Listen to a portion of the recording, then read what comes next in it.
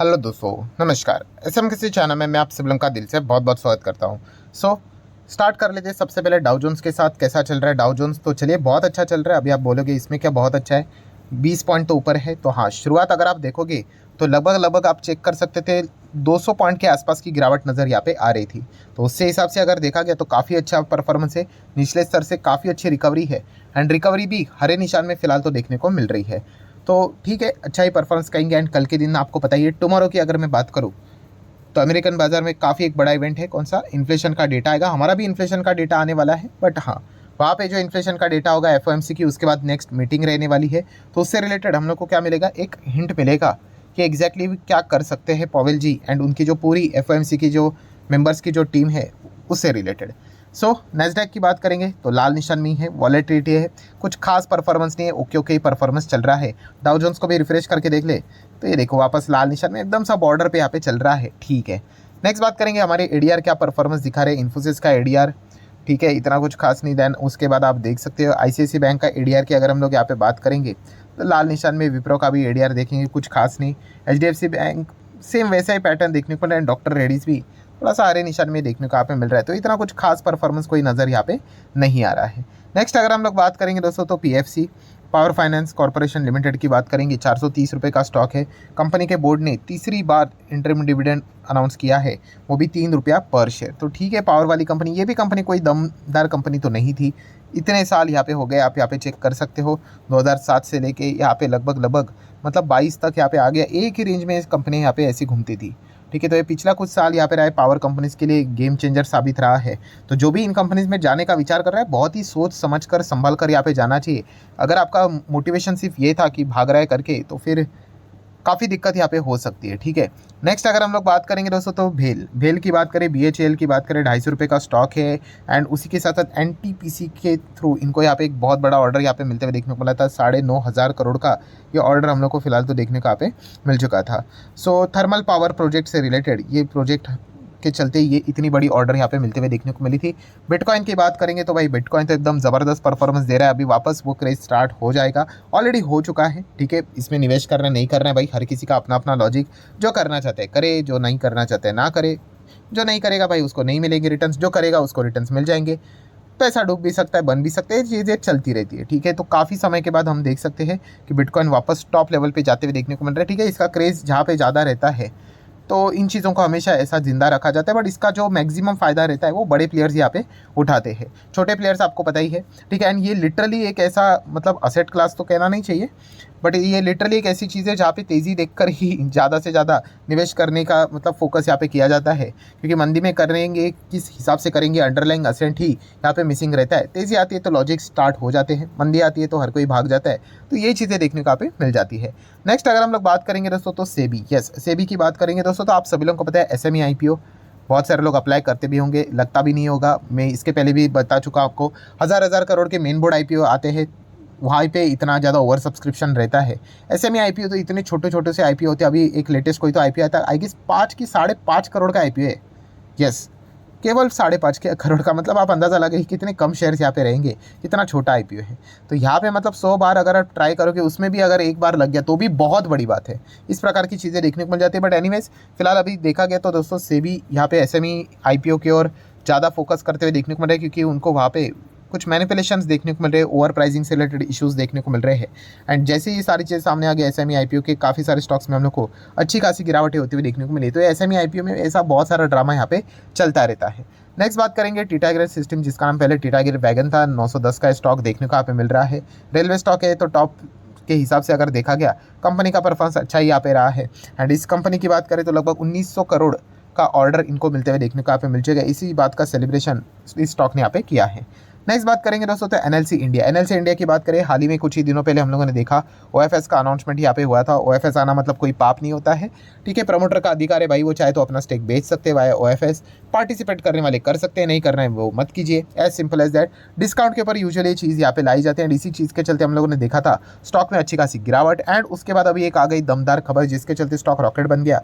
And वो खबर ये है कि एनएलसी इंडिया यहाँ पे क्या कर लिया है, राजस्थान के साथ MOU यहाँ पे साइन किया है। राजस्थान के साथ मतलब ऑब्वियसली सरकार की बात हो रही है, गवर्नमेंट ऑफ राजस्थान, आप ऐसा चाहो तो कह सकते हैं। जॉइंट वेंचर देखने को मिल रहा है 7,000 करोड़ का।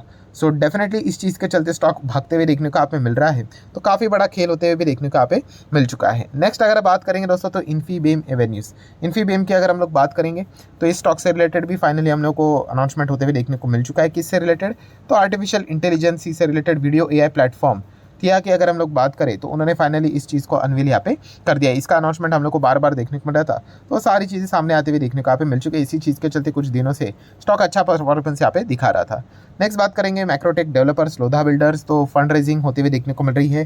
3,300 करोड़ का फंड रेजिंग है थ्रू QIP, तो इसी चीज़ के चलते इन स्टॉक को बेनिफिट मिलते हुए देखने को यहाँ पे मिल रहे हैं।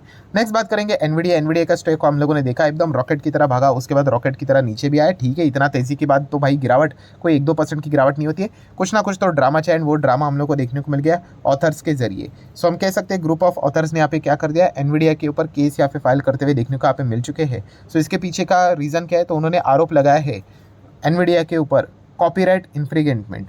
मतलब यहाँ पे देखा गया तो जो कॉपीराइट यहाँ पे जो चीज़ें रहती है, जैसे कि अगर हम इस केस में देखा गया तो इनका जो काम था वो किन्होंने यूज़ कर लिया, एनवीडिया ने यूज़ कर लिया विदाउट परमिशन।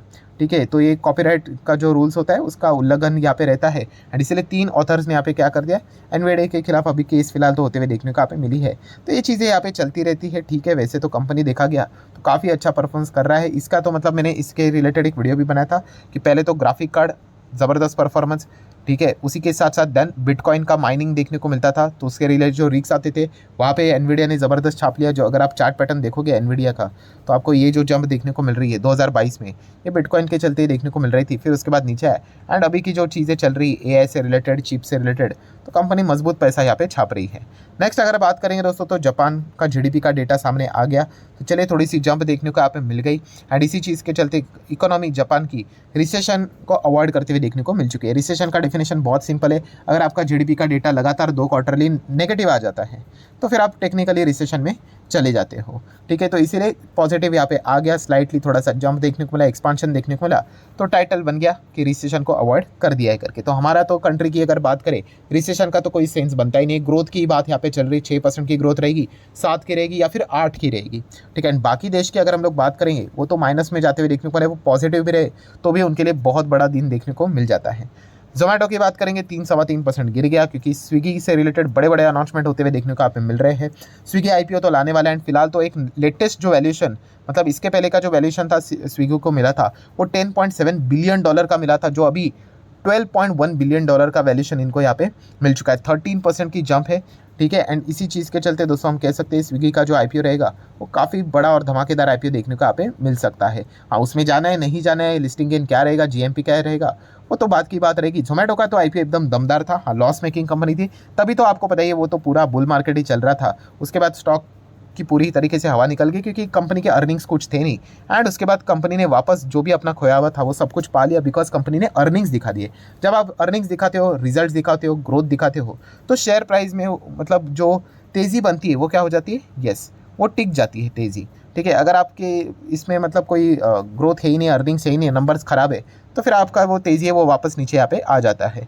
नेक्स्ट बात करेंगे तो अदानी ग्रुप से रिलेटेड बड़ा अनाउंसमेंट मतलब कभी भी यहाँ पे आ सकता है। जैसे कि मैंने बीच में आपको कहा था कि सेमीकंडक्टर जैसे बिजनेस है, इसके लिए बड़ा ग्रुप ही काम कर सकता है। एंड फिलहाल हम कह सकते हैं अदानी ग्रुप के जो CEO है गौतम अदानी जी की अगर मैं बात करूँ तो कॉलकॉम के CEO के साथ उनकी मीट हम लोग को देखने को मिली। उन्होंने डिस्कशन भी किया है AI से रिलेटेड एंड सेमीकंडक्टर से रिलेटेड। तो क्या है कि इस सेक्टर में अदानी ग्रुप, क्योंकि इतने सारे सेक्टर में तो वो ऑलरेडी एंटर यहाँ पे कर चुके हैं, वो मीडिया में जाने से अच्छा इधर आएंगे तो अच्छी बात है। ठीक है, बट इसके लिए काफ़ी हेवी पैसा यहाँ पे चाहिए होता है। तो यही चर्चाएं फिलहाल तो होती हुई देखने को यहाँ पे मिल रही। प्लस उसी के साथ साथ अगर देखा गया तो अदानी पोर्ट के जो MD है करण अदानी, जो कि अदानी ग्रुप के ही मतलब गौतम अदानी जी के ही बेटे हैं, तो उन्होंने भी यहाँ पे बताया हाल ही में इन्वेस्टमेंट उन्होंने किया था एयरपोर्ट में, और उन्होंने ये भी कहा है कि एयरपोर्ट में आने वाले नेक्स्ट 10 साल तक 60,000 करोड़ तक का इन्वेस्टमेंट वो करने का प्लान लेकर यहाँ पे चल रहे हैं। तो इस चीज़ के चलते अदानी एंटरप्राइज शेयर को तो डेफिनेटली फायदा होते हुए देखने को मिलेगा। एयरपोर्ट का शेयर अभी तक तो अलग से लिस्ट होते हुए देखने को नहीं मिला है। FIS की अगर हम लोग बात करेंगे तो DIS 3,200 करोड़ का माल उन्होंने उठाया, एंड FIS ने भी 4,200 करोड़ का माल यहाँ पे उठाया है। थोड़ा सा FIS की हम लोग को वापसी होते हुए देखने को यहाँ पे मिल रही है। एंड फिलहाल अगर देखा गया कि रेट कट की ओर ही हम लोग यहाँ पे धीमे धीमे करके आगे बढ़ते हुए देखने को मिल रहे हैं। क्या इस वक्त रेट कट होगा? पता चल जाएगा नेक्स्ट अगले हफ्ते में ही, बट उससे पहले तो कल ही पता चलेगा कि इन्फ्लेशन का अमेरिका का डेटा कैसे निकल कर आता है। उसके बाद बाकी सारी चीज़ें निर्भर रहती है।